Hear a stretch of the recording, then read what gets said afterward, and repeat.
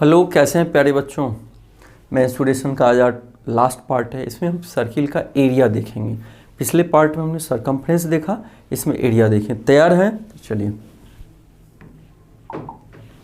तो ऑलरेडी देखिए एरिया का फॉर्मूला क्या होता है। Area of circle pi r square. हम सरकमफ्रेंस निकाले थे 2 पाई आर, लेकिन इसका पाई आर स्क्वायर होता है। तो अगर रेडियस निकालना हो तो रूट अंडर एरिया, देखिए area is equal to pi r square. अगर एरिया दिया हो, रेडियस निकालना हो तो इसको ऐसे लिखिए, pi r square is equal to area. तो r square is equal to area upon pi. Therefore r is equal to area upon pi का रूट अंडर। इस तरह रेडियस निकल जाएगा। तो फर्स्ट क्वेश्चन है find the area of circle of radius 14 cm। तो 14 cm radius है, radius तो एरिया का फॉर्मूला पे डाल दीजिए। तो area is equal to pi r square, तो 22/7 इंटू आर का वैल्यू 14 का स्क्वायर, तो 22/7 इंटू 14 तो 7 2 जा तो 22 इंटू 28, तो मल्टीप्लाई कीजिए।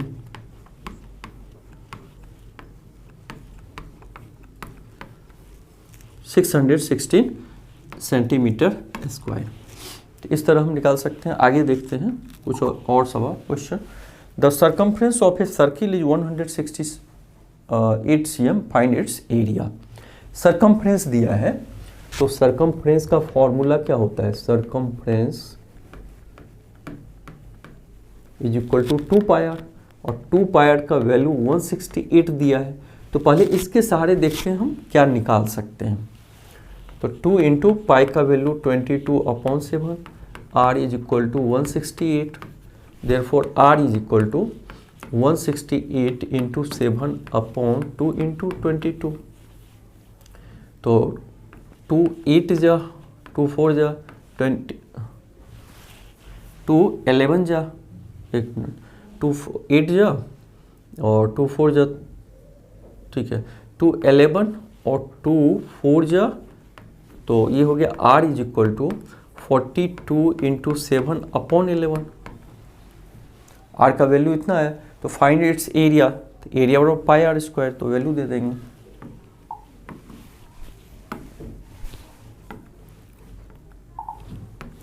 Therefore area is equal to pi r square, तो 22/7 इंटू आर का वैल्यू दे देंगे। तो 42 इंटू 7 या तो अगर हम पाई में रखें, ठीक है चलिए आर का वैल्यू ना पाई में ही रखते हैं, ये कैलकुलेशन में थोड़ा सा लंबा चौड़ा हो जाएगा। पाई में भी हम रख सकते हैं। तो ये देखिए आर इज इक्वल टू 168/2 पाई, तो 2 8 जा और 2 4 जा, यानी 84 जा, 2 पूरा कैंसिल होगा। तो पाई का वैल्यू हुआ है 84/पाई। तो इसमें भी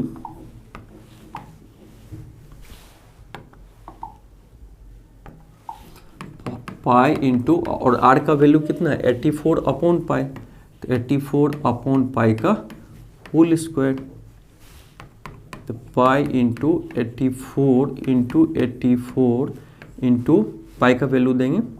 चलिए पाई इंटू पाई, पाई पाई कैंसिल, तो ये आ गया 84 इंटू 84 अपॉन पाई। पाई का वैल्यू 22 इंटू 7, तो 2 11 जा और 2 42। तो अब इसको मल्टीप्लाई कीजिए।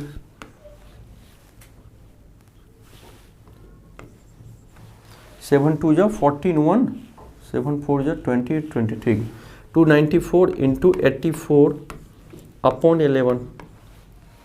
तो इसको मल्टीप्लाई करके 11 से डिवाइड कर देना है, तो वो निकल जाएगा इसका। या तो हम होल में निकाल देंगे डेसिमल में।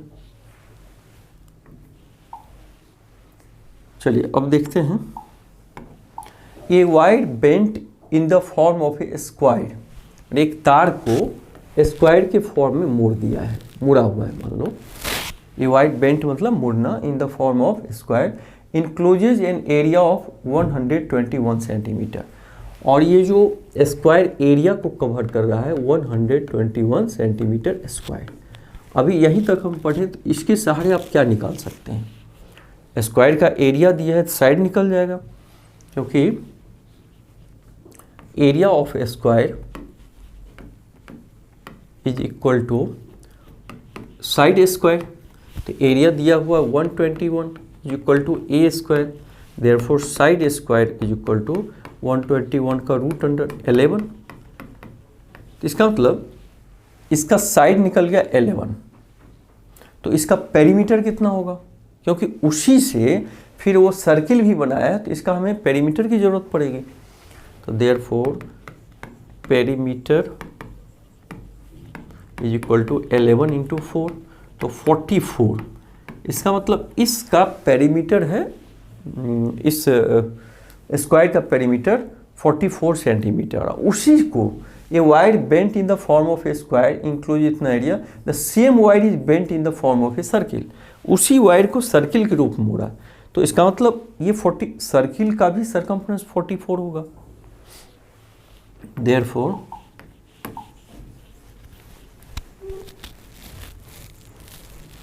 circumference for therefore circumference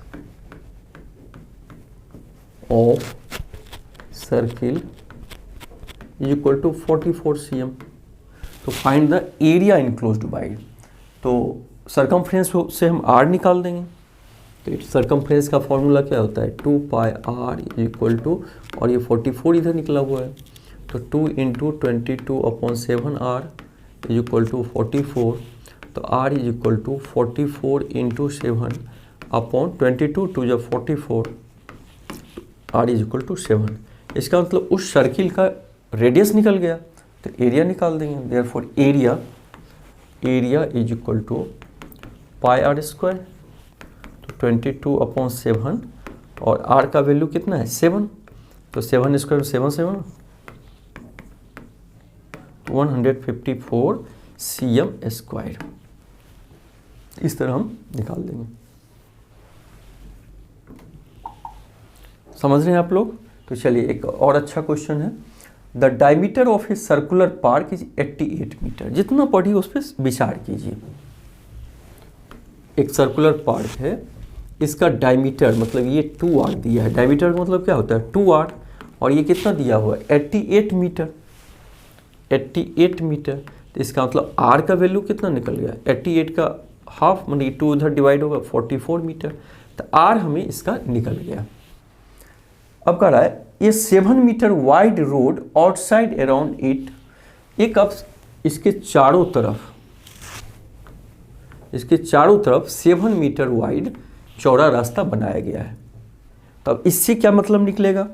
44 इसका रेडियस है यहाँ से यहाँ, और 7 ये है। इसका मतलब आउटर सर्किल का रेडियस कितना होगा? 44 प्लस 7 51।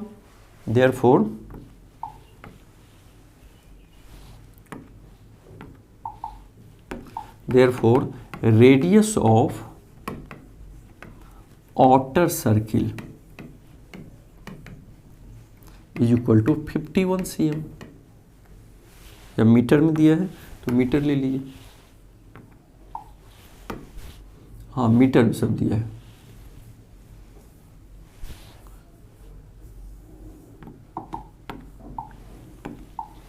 तो radius of outer circle 51 metre.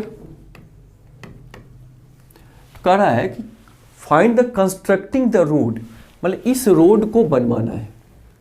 तो रोड बनवाने के लिए इस रोड का एरिया निकालना होगा, और रोड का एरिया निकालने के लिए हम अगर बाहरी सर्किल में से अंदर के सर्किल का एरिया को माइनस कर दें तो रोड का एरिया निकल जाएगा। ठीक है, तो बाहर मतलब आउटर सर्किल का रेडियस निकल गया 51, और इनर सर्किल अंदर के सर्किल का 44 निकला हुआ है, तो दोनों का एरिया निकाल लेते हैं। therefore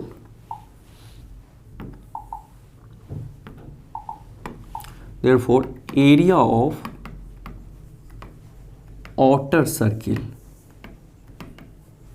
पाई r square, pi outer circle का रेडियस 51 है, 51 स्क्वायर, और एरिया ऑफ इनर सर्किल, अंदर के सर्किल का, तो पाई इंटू रेडियस स्क्वायर, तो रेडियस 44 है तो 44 स्क्वायर। इसका मतलब रोड का एरिया कितना हो जाएगा, therefore area of road, therefore area of road,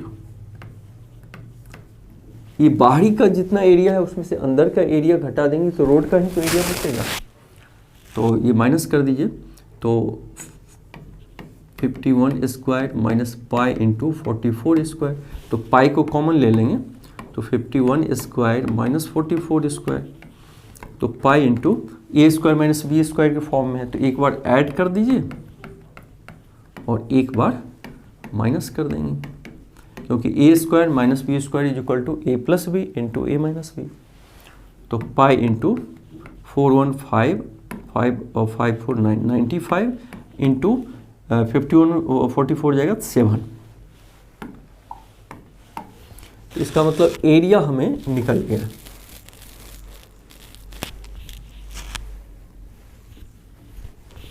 ठीक है, तो इस एरिया को और कैलकुलेट कर लीजिए, 95 पाई इंटू 7, तो 95 पाई का वैल्यू 22/7 इंटू 7, ये कैंसिल, तो 95 इंटू 22 इतना एरिया मीटर स्क्वायर में उस रोड का हो गया। ठीक है, तो इसका मल्टीप्लाई करेंगे,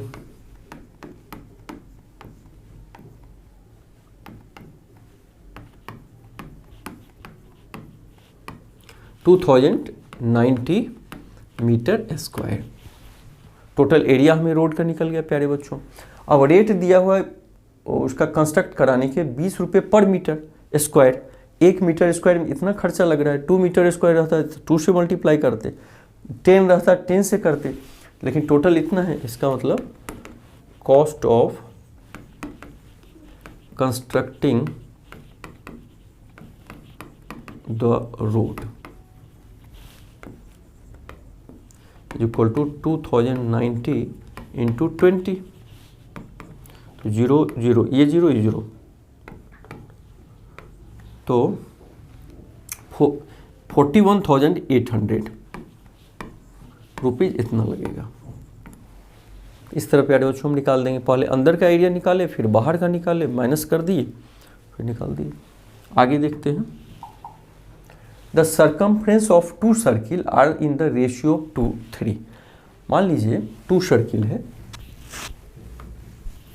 सपोज कि एक का रेडियस R1 दूसरे का R2, तो इसका सर्कमफ्रेंस कितना निकलेगा 2 पाई R1 और इसका निकलेगा 2 पाई R2, और दोनों का दिया हुआ है रेशियो 2:3, 2:3, 2 पाई कैंसिल, इसका मतलब R1/R2 का रेशियो 2:3 दिया हुआ है।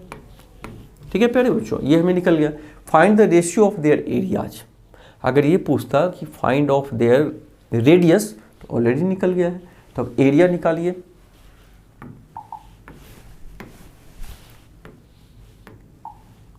अब इसका एरिया कितना होगा pi r square, pi R1 square, और इसका एरिया क्या होगा पाई R2 स्क्वायर। ये R2 लिए हैं तो R की जगह R2 होगा, स्क्वायर होगा, तो पाई 1 कैंसिल, इसको हम लिख सकते हैं R1/R2 का होल स्क्वायर, क्योंकि R1 स्क्वायर है R2 स्क्वायर है तो उसको हम ब्रैकेट में ले लिए, और R1/R2 का वैल्यू दिया हुआ है 2/3, तो 4/9 इसका रेशियो हो जाएगा, एरिया का रेशियो। समझ में आ गया, ये दोनों का रेडियस हम ले लिया और सरकमफ्रेंस ले लिए, तो ये 2 पाई कैंसिल, तो रेडियस का रेशियो निकल गया हमें। तो दोनों का एरिया का निकालना था पाई R1 square upon pi R2 square, pi cancel, तो R1/R2 का होल स्क्वायर, R1/R2 का वैल्यू रख दिए। एक cow tied with a string 40 metre long, तो मान लीजिए एक फील्ड है, गाय 14 मीटर राउंड रस्सी में बंधी है, तो जब भी घूमेगी तो सर्किल के आकार का ही घूमेगी, ऐसे घूम घूम के चलेगी। Find the area on which cow can graze, वो चढ़ सकती है। तो देखो ये दिया ही है, तो पाई आर स्क्वायर यही तो एरिया होगा। तो 22/7 इंटू 14 इंटू 14, तो 2 7 जा, तो 22 इंटू 7 इंटू 14, तो 22 इंटू 98, तो 98 में 22 को मल्टीप्लाई कर दीजिए।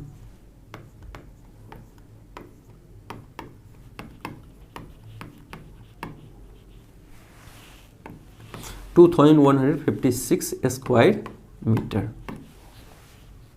ये हमें सोचना था कि गाय रस्सी से चढ़ेगी तो चारों तरफ सर्किल का ही तो आकार बनाएगी। अच्छा, अब कह रहा है ए रेक्टेंगुलर पार्क, एक रेक्टेंगुलर पार्क है प्यारे बच्चों, 50 मीटर लॉन्ग और 20 मीटर ब्रॉड। केवल इसके सहारे हम क्या निकाल सकते हैं, एरिया निकाल देंगे। तो चलिए एरिया ऑफ पार्क जितना हम पढ़े उतना बनाइए। Park is equal to l into b is equal to 50 into 20, तो 1000 मीटर स्क्वायर। पार्क का एरिया निकल गया। कह रहा है middle in a park circular tank radius of 7 metre.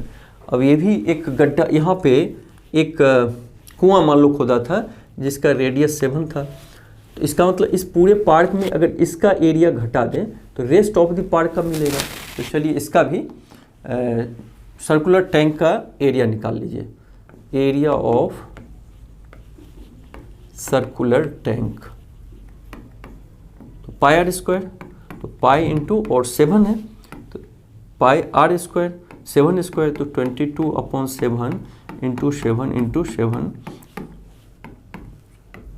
154 metre square.